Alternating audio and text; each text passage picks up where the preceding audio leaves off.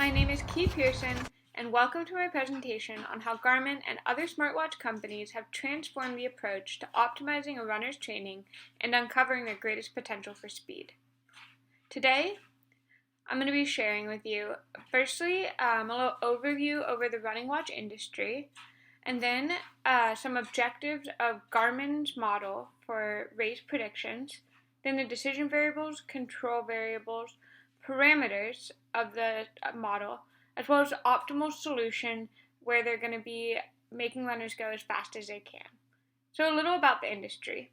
The smartwatch industry has rapidly grown in the past 10 years, doubling in size, and is expected to grow by 500% by 2027. A few of the key competitors are Polar, Garmin, Fitbit, Samsung, Apple, and Fossil. And Garmin is the most popular brand, especially for running, cycling, and swimming. These wearable devices provided data in many forms that quantifies information about running performance. Garmin was founded in 1989 in Kansas and specializes in this GPS and wearable technology. It was the first company to produce a running watch, as you see here.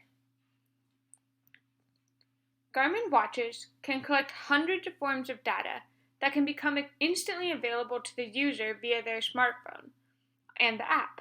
A few examples of this are the sleep tracking, which tracks levels of sleep and duration of it, and it uses these measurements combined with data from your exercising and day-to-day life to determine how well you are recovering and what times you sleep best. For example, if your heart rate is not decreasing while you are sleeping, you may be overtraining. And this can help a runner adjust their training to ensure that they get adequate rest and recovery they need. So, Garmin's track over 80 activities, including running, swimming, golfing, cycling, and even yoga. They count your steps and your cadence, and this can be really important because there are optimal numbers for cadence depending on the workout the runner is doing. So, what is the objective of Garmin's model?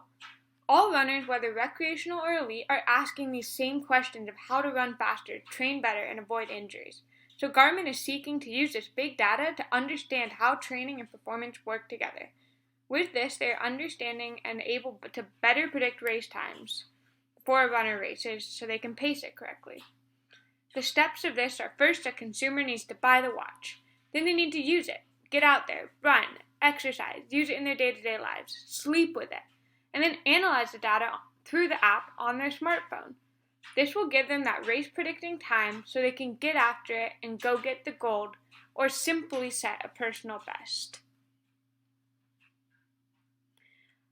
What is an optimal training plan? For some, it revolves around your weekly mileage. How many miles should you be running a week so you don't get injured but you can get as fast as possible? Also deals with the intensity of the recovery runs, duration and different workouts, and what time you train during the day.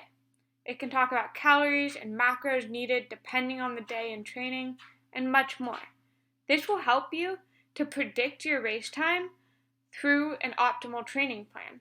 Therefore, you can run your best. A few of the control variables in Garmin's model are the race distances, which they chose to do the 5K, 10K, half marathon, and marathon. They chose to do a 180-day training season where there's only a maximum of 2 races within the 30 days and an end race at the end. They looked at 14,000 runners and used certain BMIs and weights as well as genders in races. The two main decision variables of this model were the aerobic power index, which revolves around VO2 max and your maximal aerobic power, to indicate longer-term speeds, as well as the endurance index, dealing with lactate threshold, to determine your short race times.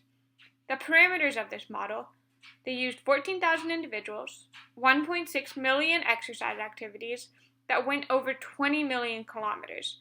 With all of this data, they were able to find exact race times and how well this model worked over the 180 days of training. So what is your VO2 max? This determines your short distance energy output used by determining maximal oxygen uptake, which is the energy cost of exercise, and maximal fractional utilization.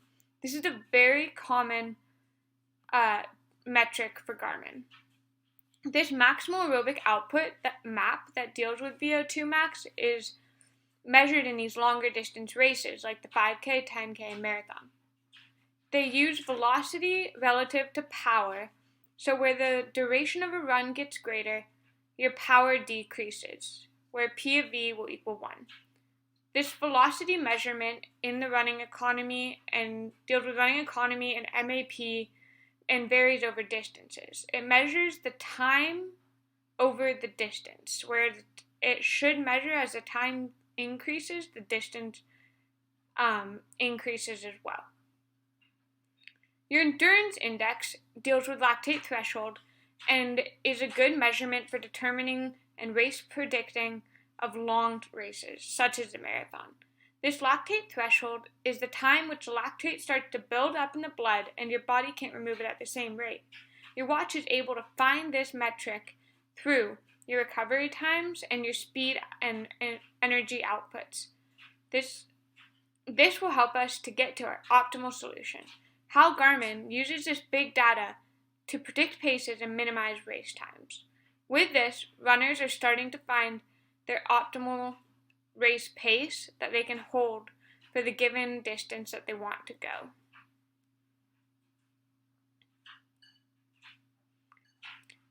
This is shaping the future of running. These universal running model, which is built concepts on exercise physiology, depends only a minimal set of key performance indices that are required to predict race performance, and contains no additional individual dependent quantities. I have used Garmin for the last 6 years and can't imagine a day without it. Lab testing now is short-lasting, expensive, and normally can't utilize the same test. It uses treadmills and it's only for a very specific and small group of people. I am so excited to share with you my presentation on Garmin. Thank you.